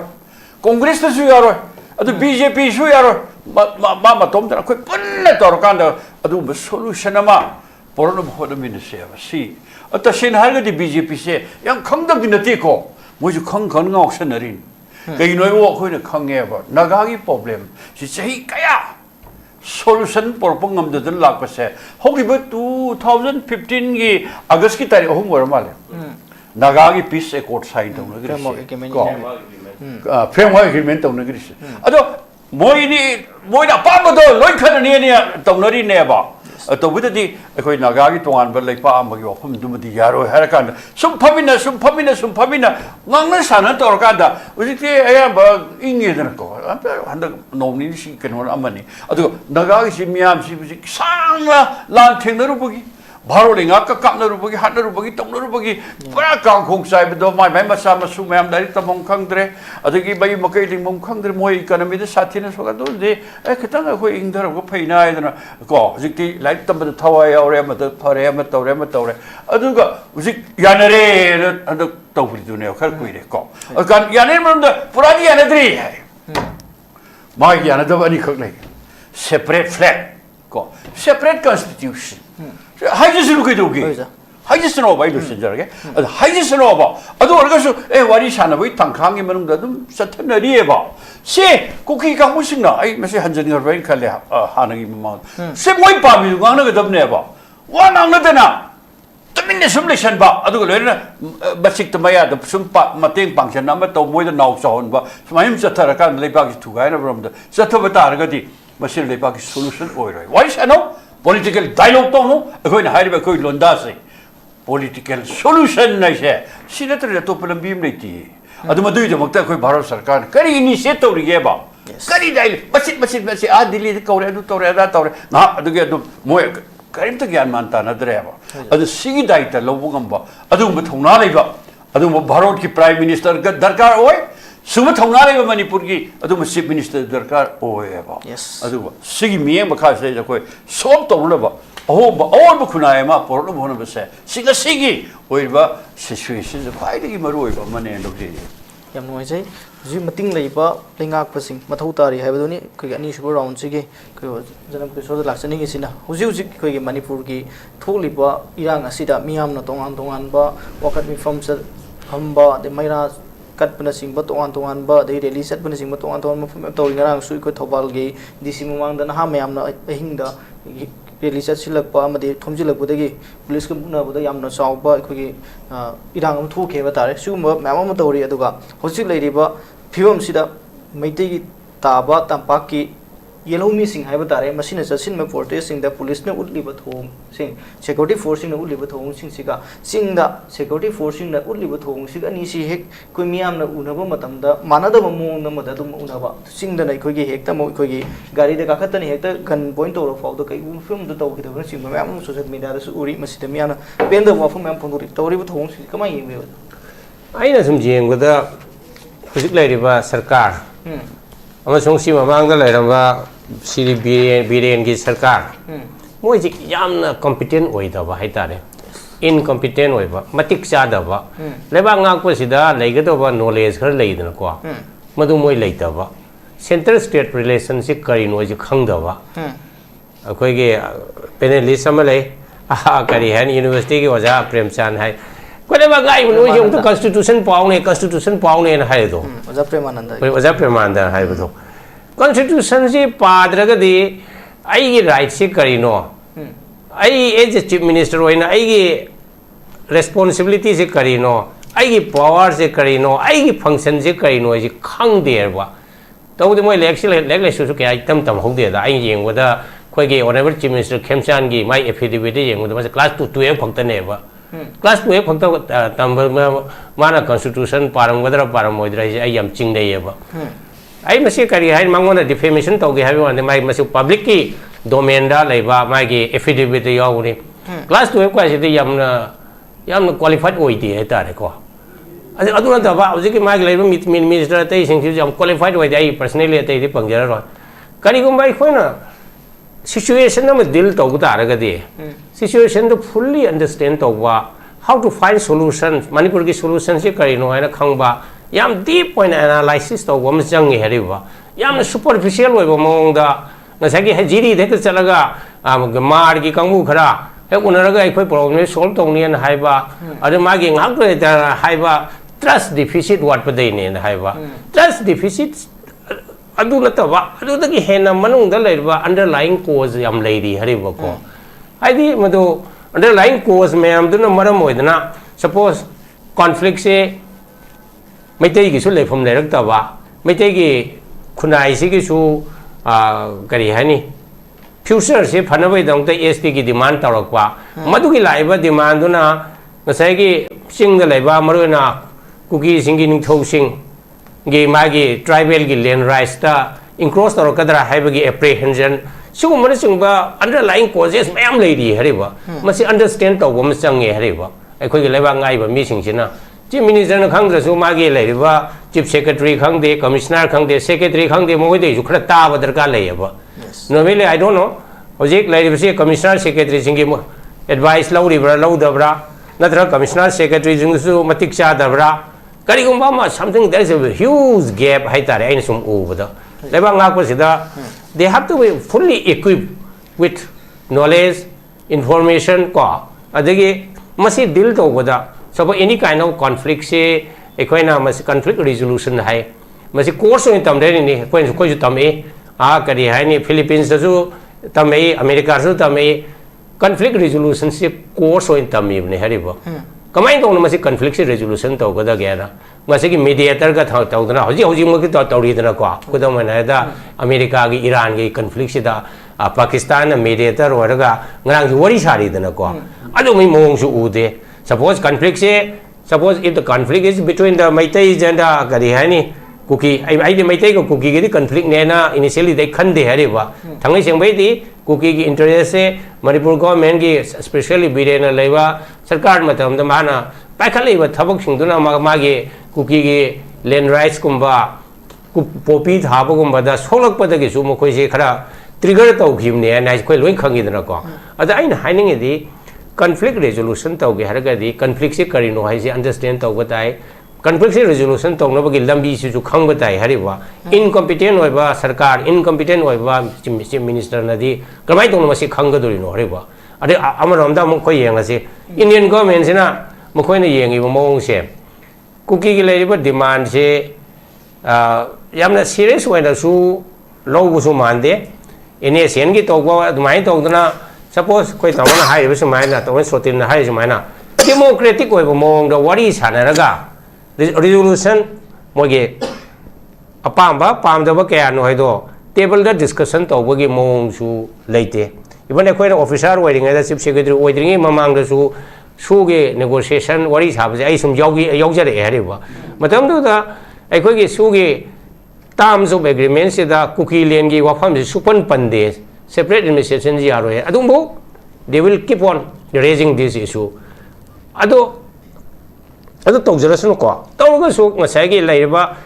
democratically peaceful ओइबो मोंगदि तौद्रे हरिबा हौजिकति violence ओइना खुलाई पारगा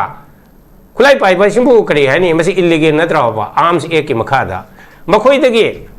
आइदि चिंग the लेरिबा खुलाई पाइबा मीसिंग नागा ओइगे ओयु कुकी ओइगे ओयु अहमद खुलाई से अखोइ हाना मुनबा ताबनी लौथोकपा ताबनी सरेंडर तहनबा ताबनी सोलोंग एज मखोइना खुलाई से पाइ लेरि मखैदि मणिपुर दा पीस हलकपदि असिदि ओइथोय अदुना करिगिनो अखोइना हंगेब क्वेश्चन दि Manipur government central government Kuki की लेरिबा मीसिंग आम ओइबा सुगिरा सु नतबगिरा मखोइदि खुलाई पाइ खुलाई से अखोइना मुंद्रिबा सरेंडर तहनद्रि से करिगिनो अब what is the reason behind it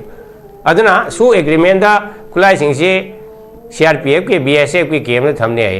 हई थमे हाइबे पाउसु हाइदे थमदे हाइबे पाउसु हाइदे सी मतांग द मणिपुर गवर्नमेंट ना क्लैरिफाई तौबियो अब करिगो थममदबा तारि मर थमल्लो हरेबा अदु खुलाई पाइबा कांगु सिंगदोगा करी वरी सादोइनो अदुना हजिकी अखोइना सुम उबदा भारत सरकार ना उरिबा अखोइगी मणिपुर की सिचुएशन जे यामना करी हाइनि लाइना सुम खंदोकपा अदुगा अखोइ से वारगा तोक्सखिनि हाइबे मोंगदा इवन NACN के तौरिबसेसु नेगोशिएशन जे अखोइना उबदा इट इज ड्रैगिंग सिंस 1997 नेबा सही कुंसा सुदोरेदना solution is not in sight अदुना Bharat सरकार की कनोसिदी मी से वाहनबा मी से असुम करी हाइनि तलहनबा अदुगी कनोने हरिबा अदु तौगुददि खोजि मणिपुर की लेबा प्रजा मयाम सिंगसिना पीस हाइजे हाना लेजरम पीस हाइजे कोई लेत्रे पीस से हंजलके हरबोइदि certain drastic action is required ngसाइगी खुलाई सिंगसे मुनबा मणिपुर की लेरिबा कासिन कोया खुदिंगमखिदा लेरिबा नोंमै पाइबा मिसिंग मिलिटेंट ओइगेयो ओइरतो मसे फ्लश आउट तौबा पूरा सैनिटाइज तौगदबनेबा मदुगी डिसीजन दो मणिपुर सरकार ना लौफम थोकपने हरिबा मसे मागी कॉन्स्टिट्यूशन ना मंगोंदा पिरिबा लॉ एंड ऑर्डर की परव्यू द लेबनिना भारत सरकार की लाइबा सेंट्रल फोर्स सिंगसिना मणिपुर की लेरिबा हाइरिबा फोर्स से मतेंग पांगदबनी मसिगी डिसीजन लौबसे मणिपुर की कैबिनेट ना लौगदबनी अदुगा DGP दा मसिगी पावर से पीरगा थबक ओइना पांगथोकदबने हरिबा मदु पांगथोकपै मोंग से उदे हजिक से दिल्ली दा हंगा सम तौबा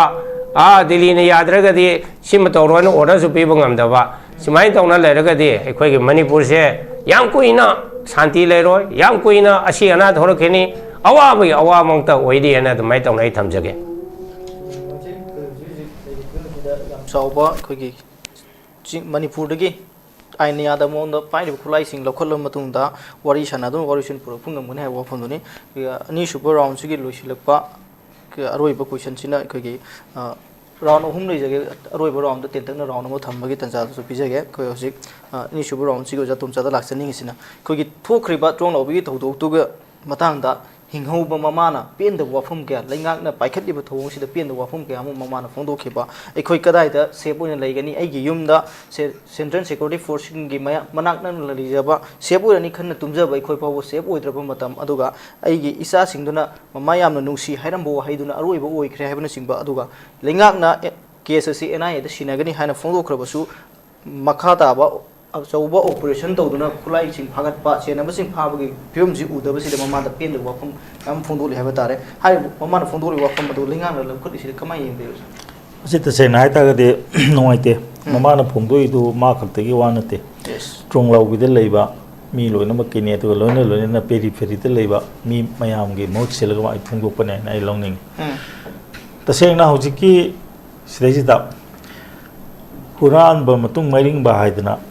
सगे कोई कैनो से adubo mairing dreba khis maram di kaino masi amona thoglok pa yaba thoktok ni investigation to wahab sin to ambam ni investigation angak pa mani magi tro hangarang han si uri wa to sune adi wa to seba amuka irang manungda phau lo sangu buda ko phau lo sangu buda nongmaina kap ko mi mangi ba adu ki chena ba mi da hoji ko phaba ngamti maram di kaino da adwaida laibane habisu dum khangre ko adu ko human rights commission da case mayam tawi report ko khali phaba dum ngamde ko FIR chali phaba ngamde hojik so adu manga adu bo hojik am luri badi ngasagi akhoina khwaidi ngak pada ko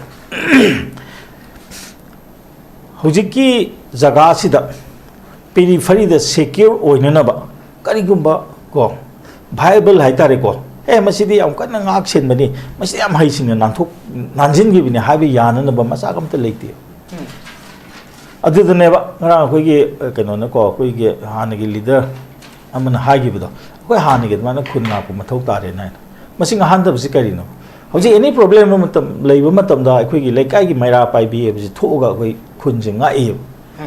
maira pai bi thoga nga isi kari no na haiba matam da khun si da phatta ba hogdi mi sang pa thingdri ni irangji moina ko nungmai pai nga obi wa natti admai tawdana kari gi no kayam peace laidana asage ekhui gi village volunteer mayam ji kari gi disband tawri no nungmai lokot khena nungmai am pai dre thamdin thambiu na kari kai ge adi BDF aina mayam le village voluntary force aina tro namju lising kun logu ne thuna lobiro na thambiu wa sida ada moigi ko chingi jaga da changu haibna te tampaki jaga gi machinda ekhoi ngak pu chi kari kai ge civil defense na maleji civil defense ki su ek am tongan ange sa hajeri do ekhoi gi political leadership ko mihut sing se refresher course am to mathok tare ha ba sida like like su magi academic qualification gi mathok ta te man ke ne mo se praja na ya la khala PhD phangom na ekta khoi keno MLA or ya ponte praja na yadra ga ya bonte adu makoi gi mafam du gi praja sing sin moi pa me na thagala bani na madu da pentho ga laiba gi mohta makoi sing je ain sing je phajana sijna ba yana na ba ngasai ke ma haji gi ngasai song hang ko tam da cookie gi sikpi right ki ma pa so ya cookie gi sip right akoi gi manipur gi land system si karino kari gi no akoi gi manipur da acquisition of sip right 1957 on ngani ko haji ko chana ba loi chana gre enforce to the kari gino adu da phajana yauri ba adu enforce to ta ga adu he adu sigumba CCC condition je lo maton da MLR ki chapter 1 and 2 se automatically chana to bim ne ba masi cookie khare na ya de haidana ngasi bok de chana andana le ba matam du ge koi gi kanu gi head sing sina kai to birum ge administrative head sing je chief secretary birum ma mayam sina kari karma action lokhat birum ge se koi kwadi ngak pu da mane mizoram da dichat khre akoi manipur da satab si kai no matam to 1957 lo cookie kya le ngode ge moine ya de ha da lo du sat na dir kai no lo si ko ai na ya de na chat ta ba ya bra ne asi ko ma thong marom khang da mayam da lebak chi palak padi ne ba lebak chi mangi si ai hai ji ba ma thong marom khang da ba ke adu ko sidesh da ani sa ji do political party sing je manipur gi dom ka thoi ba political party sing je ma thong na le bi chung thok bi ba ai khoi lei ri praja no gi dom te khoi lei je hai bi ba adu ko nam tan hai de ba khoi karai sang praja sing je kana gi makha da chang do ri ge ba adu de dum phate khang ge ba mayam da phate ha ri ba sing ja dum sang ba ta ba na tro adu da praja na madu da onjal ga saw ya bra ha ba apa ba third force ma ko alternative ama PBO ba praja da alternative pide ne hana gi sum chang le hai ta gi yes ma to khoi praja gi mara lo chno adu nata bida mo na di chong thok pide chong thok ko ne ka do ne yamna sathina nuki gi ot na riba ko ma gi mapuru bido kana gumom na la ga khamba natraga na ko hojik ho ma na le hom da puthok dan thambi da taw da tar ga di adam mapuru bi ma khadu da lei tam na tro akoi praja sing je changbom karai de lei ge praja gi changbom PBO adu ona taina bada as afaba candidate khoi lagadi si problem solve tawmi kan hojik su udya ja hojik haje sine hojik concrete oina khoi gi praja mayam na machi machi da hoba se so sing hoba machine natana ne hojik akhoi toan ba political vision na magal se so na hoba sing ka ni se so di bol le pasu yada na hojik tawbuta bi se hojik assembly te tawde na tro assembly le matik mathau na le ba na khoi india ba samai tawta ga di akhoi merger agreement ja khoi awon na na batare no na di negotiation tawba tare merger agreement gi matung ina manipur thugai be wa yaw gi bro thugai bisu ya bro ya ba nate adu bau jikti akhoi di ke tonga ba mu ure ba e ji manipur thugai be ya do mina mi sing ji khana halaga na tro hoji ai na hajine awa pu selaga la ta han mani hajine adu ta ga di moi akhoi manipur je akhoi center na thugai ba nate moi masen thugai na ba ji ne habi ya gi podam la ka do re hoji adu na di akhoi je madu pu ba ngam ga ba political party में संगे में नोइना समाना तौग तारगदी अखोइसु presidential reference तौरनी Manipur की merger agreement से अखोइ आठा हनबा तारे नोइना अखोइ की दमत कई तौदोरिम no अदु नत्रगना गे agreement हाबिसिदी कखत नबा याब नत्रो मरने मोइना अखोइ दा occupational force ने लेबिसु नते अखोइ की constitution से बा मुथत पसु नते मुथत पसु ngमोय मुथत तारगदी मोइ से occupational force है तो लाकदरिनी अदुना सुमाना हाइबा political party मथोंगा लेबा अखोइगी लमचिगो चिंगतंगी लेबा स्टेट से मसि काइबे यारोय अखोइ थाइना दिगी पालक मसक ममांगै मतम दबु चिंगतम खाइनब्रो अखोइना लालिबा लाइ मयाम सिन सिंगी मयाम यारोय नत्रो हरुप मतम अखोइ पुन हुमिनारिबा नत्रा मपादिगी कोना संपुदन तोंगान बमनी अदा मसिगी सतम से काइन धनबा को अखोइ वकल खनम मतम यौरे हेबसे अदुना आई वखलददी हौजिक तसेंग नको अखोइगी अंगांगी ममान हाइदो मा खक्तगी ओइना अखोइ लौबा यारोय अखोइ Manipur the लैरिबा अखोइसु दुमाइने any time Langol मयादने अखोइ लेजे लांगोल लौजि मोइ लेगिद्रे मोइ लेरिंगेदि कैनो मोइ थो लाई हाइदन अखोइ कुजेन चेनरिनि कैनो थांमैबन द लेबम जाबुं खंपोनते कैनो द लांगोल द कुकी लेन अजि सेनापति डिस्ट्रिक्ट चले चंग चलल मिनि सदर रिलसि मंग दे यारोमिनि अजि अदुगी फिबम द लेन तादे कैनो बखोइ अजि तौदरिसि अदना सिगुमबसी लेबनिना मसे ngasa हाइजे दो केमत तादे लादा ताई हेबदो रूल ऑफ लॉ दा ताई रूल ऑफ लॉ एनफोर्स तोबियो अदो रूल ऑफ लॉ एनफोर्स तो मतमदा हाइजे वाथे दो पिगनु अदन याम थुना अथुबदा लेजिस्लेचर मयाम जे सिगी रिप्रेसर कोर्स म सिनबियो मयाम खंगना खोगी पीपल की कॉन्फिडेंस से खर लाप याना न आई मदमा हाइजे मोचे अगोय बुदौ हाय बदल तेतक तेतक पा पोइनु न थंबेबा हाय मतम सु लेसिलक्त्रनोइना और सोतिन लाक्सनि सिउसिउ मियाम न तुम कोई मिटमांग द उरिबा थौदो हाय बतारे कोई ट्रोंगलाउबी की मिहात सिगी मतंग दा कोई मणिपुर द लेरिबा लुसिंग बसिंगना कोई थौदो सिगी मतंग दा वफम फोंदोकलिबसि मसिंग यामद्रे हाय बतारे लेरिबदि दुकी मति लुसिंग बै कोई पॉलिटिकल पार्टी सिंग लीडर अदगी एमएलए सिंग अदगी वोट लेपिबा सिंग अदुगा पार्टी की असो असो फम पाइरिबा मयाम सिंग मरकता अदुगा लेरिबा लुसिंग बसिंग हाय बतारे मयाम की लीडर सिंग ने लेरिबा सिंग सिना सिगुम थौदोकसिदा कोई वफम फजन फोंदोकतबसिना सेंटर ना कोई मणिपुरी सिंग द येंगिबा मियंगसि ओहिलबरा हायबदि ओजे कमा येंबे अरोय बरोन याम सेन हारगदि अखोइ के रूलिंग एमएलए सिंग से थोइबे याम साथीबा थौदोकसिगी वखनगी बहुत मंत्री एक्सपांड तौरपदा मा यहौरोइदरायना सोमद लोयन पुनिंग थादरगले असोप कया हॉस्पिटल ले मोयम चते सिरिबे मुंग तोरंग लोबीदा मोय चते है पाव लेते अदुग लोयना कंडेम तबय वासु लेते मसले पांगले इलेक्शन में तो मिल लेबो सिगी नेचर से सी मियामना याम पेनदे अदु बथक्ता जिक ले पोस्ट से वसी अखोई अनुभव सरकार हम लाए सरकार सिगिसु यामना लॉन्ग टर्म हाइगद्र लेरिबा सिचुएशन से खितोर से सोल्व तौनबा को थबक मयाम पाखत पे वासु उते सरकार सिगे नो पॉलिसी आईडीपी बेस मई हमजलन बा सैदा मयाम पुल्ल कांदा तौबया थबक को मोरेदा तोंगान तोंगान फोर्स मयाम थाद तारे चुराचानपुर थाद तारे निखाई तारे नत्रगा लमहेन तुहेम मयाम से तख्त तारे अदुगा मोइगी दैबम चाबों की थौरांग मसे नमनब वार फुटिंग द सेन तारे अदुगा लोइना जिक ले पोसे अतोपा मना खोगी चुराचानपुर द खंगदे अदुगा लोइना ते ते अदु तंपाक ले ब कांबुसु खोई लेरम ब कांबुसु मोइ दमत लेइनब थौरा मयाम से तौ तारे ngasi di lanpham da di yam na mara mara sa pasiara roevo chap chana madu miyam full cooperation pir kaneva adu bathak ta to pa pa thamjaningi se hujik akhoi lenga ki kano sing simarak tane yamna sum tawre honorable chief minister kari khoina hujik ngasi gi khabar gi heading da yauris narasingha gi lekhidab gi sahi ko magi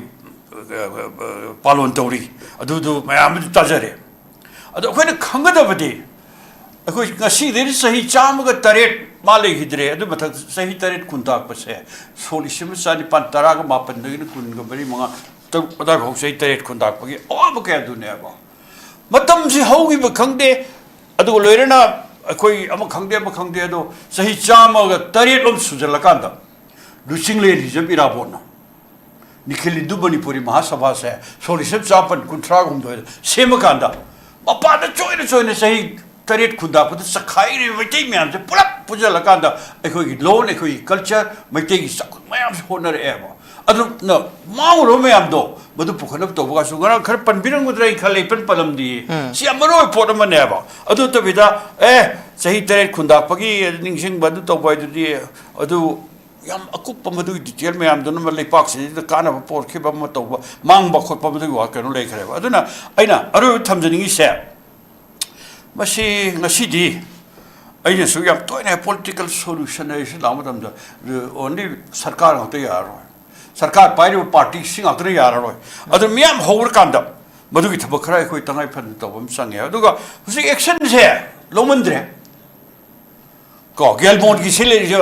CRPF ki, kampung miam pujan dana, kau mi hale, mi kuntari pan swe hospitalized or miam bere, si usi pop kita rige. Cabinet whatever kan court martial to nya dro yes phabi adribo nomina misam ka khaire hat to buita to min le sarji kari gino si sarkar to bya ba thabuk to ba madu kaim to te moi de kari shalok dri bano ba si khar khang ne da bane ba yes adugum ba bayam sing si marx da mu ka yim biro ko ujik se khoi se ai de yam toy hai pot se ba se ai amuk so hai bi tangai padan sa akhoi tampak ta le ribo mai tai sing se mase pura ngayok sa phude le me punsi se kayam kuina khoi thambi do ri ge ba si kajana khanbam changmane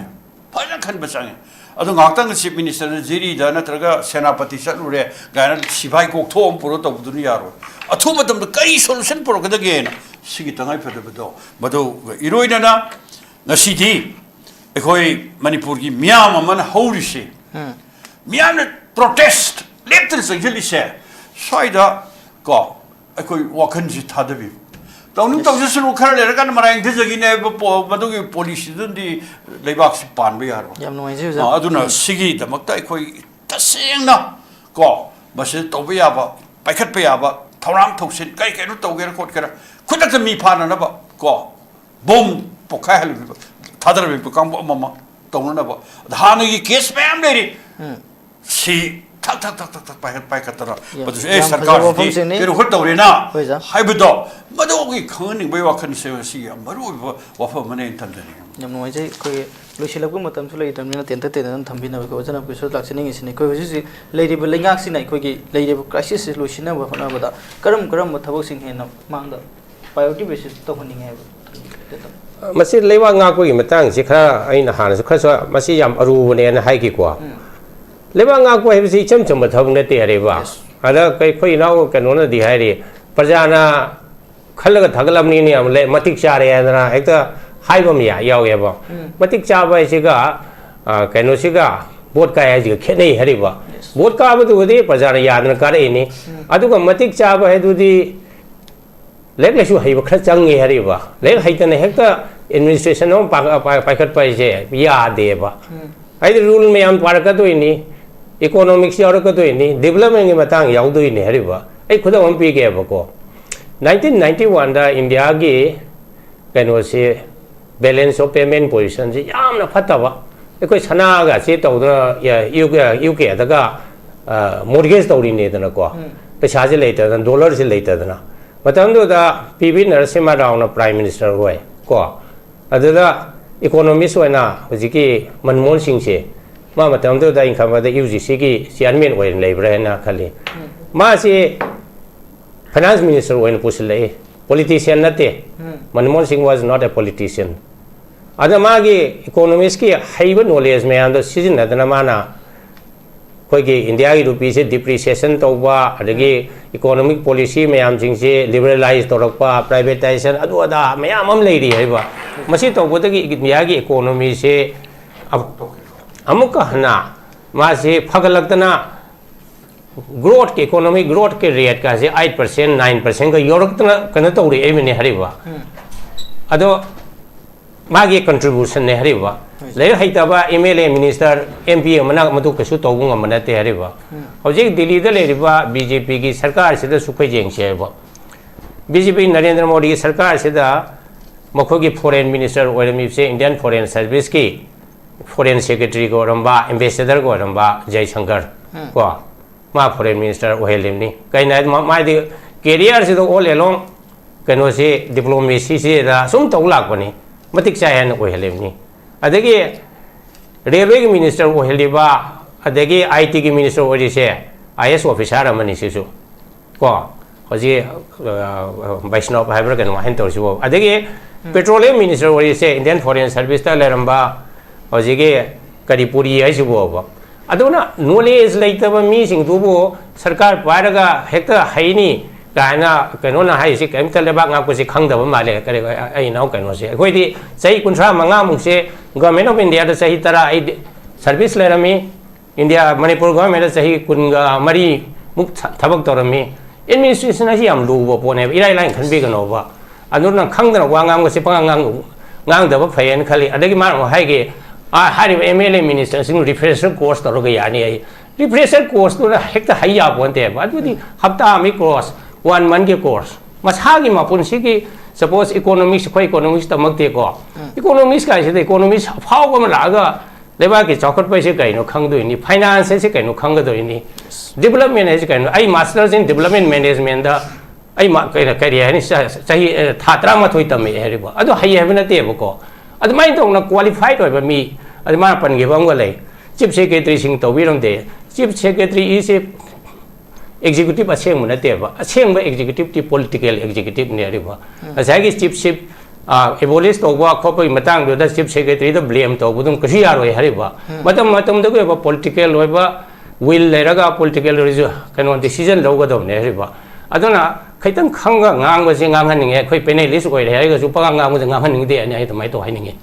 roi ba rong gi roi ba si oja da sine se ge si ki oja sing ni oja gi tu su pakom pe biro du ga roi bo na hoji ji miyam na sangsil le khongjang se karam mai ge de sang ga ri he na ko lai ri ba lai ba ki ri issue solution da miyam ge ba khongjang du mai pak pe ge ne ai wa kon ju ten tan tham biro du ga ten tak roi bo rong ya ten tak na dum tham biro ai pa kom ju pisi ge du ga ai ju ki sa ji ge kan de ko gi solution ne ngai sai ji do rule of law ari sine yes ado hoji ki hari ba ko gi India gi system si da hoji matam ma da ko class 5 pass to ro na hui choki da ro bi arong ani hoji matric pass to ta ya dre sahi humdra mar phu ning tam ko matam si da ngasi bo to legislature ma oina bi koi educational qualification leiti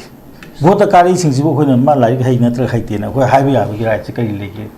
asa ha ji amone su ko political master ne bo moi si political master si matik sai hai dre ge di kai no khoi hai du system si ne adu mo khoi bu moi hai ta ba sin bu bureaucrat ma na sanari ni kai bureaucrat na sana bu khoi no ai bi mantri pam sana no am le pon ai je si aduna ngasagi file work ti ikhat padi guidance mo to udum not hoje hai se 1957 da acquisition of chip bride ek se salai grabni center ki notification thokram makha ta bu kai thabuk to bi sidai da adu de bureaucrat sing siga MLA sing ga khana dori bra hoje akhona lai hai nang lai hai ten taseng na hai ta ga di amom na hai ta ga di sai ki da hai bi da ko yaning bele upai le te dana central government su afa afa mi sing jadu mo ya di rajya sabha lai bani na rajya sabha ki member ho hela ga du me mantri ho li mo heli akhoi manipur su adumaina upper house ma thamna na ba plan taru mi congress mi tam bu bi ge ngam gi dri chu oidri adu mum chang aduna ne ba hoje eno na akhoi gi modi gi matam da IS ka ji kano de gi lo ni नाकन अतोपम दगी लौनी गायना तौदना तौरेइबो पोचे दुने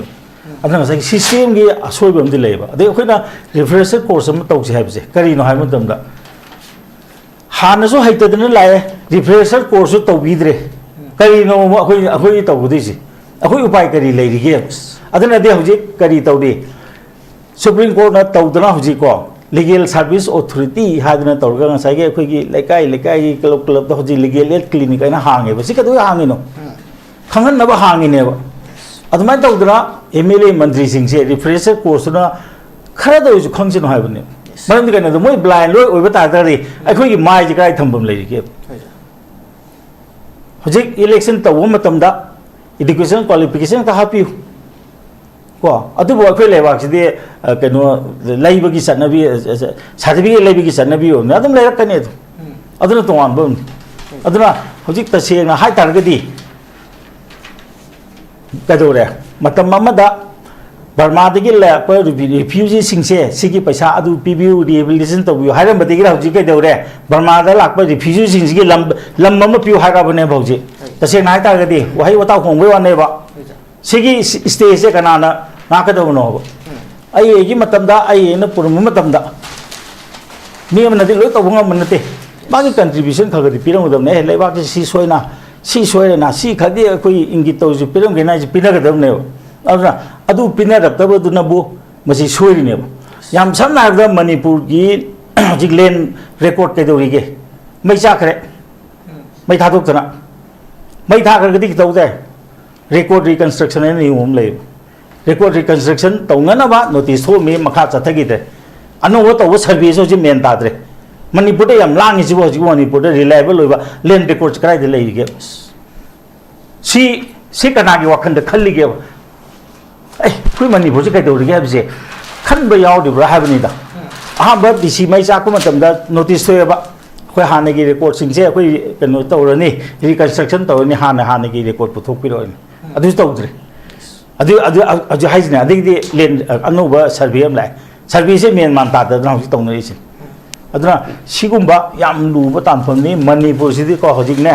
black board अम मुथलगा अनोबा येकनबा होनरिबा मणिपुर ने मसे history गा रामनो मयाम लाइमनि अदुना मसी तसेंग high तागदि मसे अखोइ खंगमताय अदुगा अखोइना मतिक चारबनि मतिक चाबगी खलकपने हाबसे मसीदी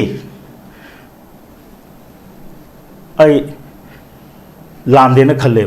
मरमदि कनोदा election तौदना खलेबिसु मतिक चादे हाइरगदि मदो अखोइ democracy की against लेबो ओइगने होय मा यामना लाइक लाइसु हाइ हाइबो तब तोंगामनि मा मतिक चादना ओइराबनि लोर प्रजाना यारबनि याम नोइसे गसी थमजेबा प्रोटेस्ट एंड गवर्नमेंट रेस्पॉन्स थमजेबा टॉपिक सिदा पेनलिस्ट तोंगा तोंगा मफमसिन थमबिदना गसिगी डायलॉग सिदा मफुम फामिबुदम चौ याबि पेनलिस्ट होम ओजा सोतिन कुमार अदुगा ओजा नाबकेश्वर अमदि ओजा तोमचा पुनमपु कैकोनो बुसरी मियंग ताबेर पुनमपु रोबि कोनो पुरमजरे हक्चांग फन थमगे हाइरबदी इरमद मसिमक्तदा लैबा ख्वाइदगी फरब हॉस्पिटल सिंगी मनुंगदा अमा ओइरिबा बबिना हॉस्पिटल लेजरी मफम असिदा थाजबा यारबा अमदी सेल यामना चंगदना स्पेशलिटी कुनहेनबदा अना लायेंगबगी खुदोंचाबा पिजरी पेडियाट्रिक्स कार्डियोलॉजी कॉस्मेटिक सर्जरी अमदी स्पेशलिटी मखल मखा कयादा अखोइगी स्पेशलिस्ट सिंगना मरिक चुमना थवाई हक्चांग यावना लायेंगजरी अदुना स्टेट वांगदा अमुक करिगी चटलुगनी अखोइगी मणिपुरदसु होगिक्ति अवांग बथाकी हेल्थ केयर फंगलबदा मतम मांगन बिरगनु सेल हेन तिंगन बिरगनु अखोइगी स्पेशलिस्ट सिंगदगी मालेमगी अफब थाकी लायेंग पताक युमफम ओइबा सर्विस लोबियु Babina hospital where hope meets compassion अकुपमरोल गिदमक Babina hospital Sajiwa jail road खाबई सोई इम्फाल ईस्ट लेंगसिन बिरउ नत्रगा अखोइगी फोन नंबर 6909390666 ता कॉल तौबिरउ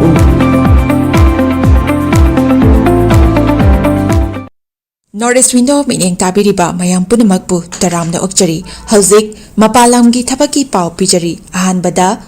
अथुबगी ओइना दुबईगी वेयरहाउस वर्करगी थबक कौरी हाइरिबा थबक असि एप्लाई तौबिनिंगबा मियोइसिंगना presentable and good communication skill लेबता नतना मसागी चही कुनमाथोइदगिना कुंट्रातरेट फावबदा लेबा ओइबिगदबनी हाइरिबा थबक असिगी पिजरिबा खुदोंग चाबसिंग अदुदी per day 12 hours duty hours ओइजगनी per week ta 6 days duty ओइजगनी 2 years work visa pijagani loinana accommodation and transportation pijabata natana medical and insurance su pijagani hairiba thabak asigi thagi oiba salary lising kuntare tagi haujagani ani subada United Arab Emirates ke driver gi thabak kauri hairiba thabak asi apply to winning ba miyosinga Indian car license ka loinana Gulf ki license leiba oigadabani amasung basic English communication leigadabani Hairiba thabak asigi Indian license paibiba miyoisingi thagi oiba salary di lising yankhai dagi haujagani Gulf license paiba miyoisingi thagi oiba salary lising yankhai manga dagi haujagani ahum subada Beharan Water Park ki female retail staff tara kauri hairiba thabak asi apply to biningba miyoisingna retail experience leibaga loinana yamdrabada 165 cm ki changda wangba oibigadabani thabak asi tauba miyoisingna piriba khudong chaba sing adudi accommodation transportation aduga duty meal su pizagani hairiba thabak asi thagi oiba salary lising mauda taretagi haujagani Pamarol gidamakta 7005273217 natraga 9366230077 natraga aikogi office Northeast Window TV building hata New Chekon Road ta lengsin birau